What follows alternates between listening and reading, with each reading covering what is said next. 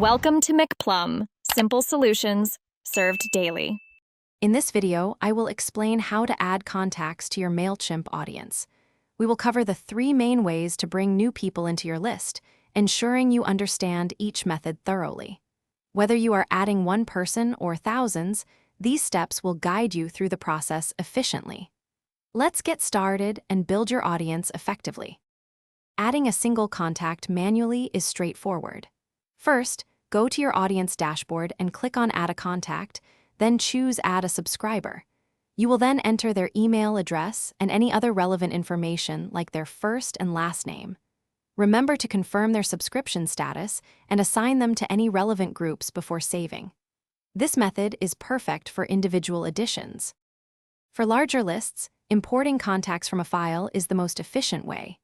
Begin by preparing your data in a CSV or plain text file, making sure an email address column is present. Next, navigate to the Import tool within your Mailchimp audience and upload your prepared file. The system will then guide you to map your file's columns to the corresponding fields in your Mailchimp audience. This process handles hundreds or thousands of contacts with ease. Another quick way to add multiple contacts is by using the copy and paste method. Simply copy your list of contacts directly from a spreadsheet or document, ensuring each contact's information is on a new line. Then, paste this data into the designated import field within Mailchimp. The system will then prompt you to map the pasted data to the appropriate audience fields, just like with a file upload.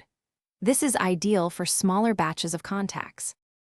Thanks for watching. Stay juicy and subscribe.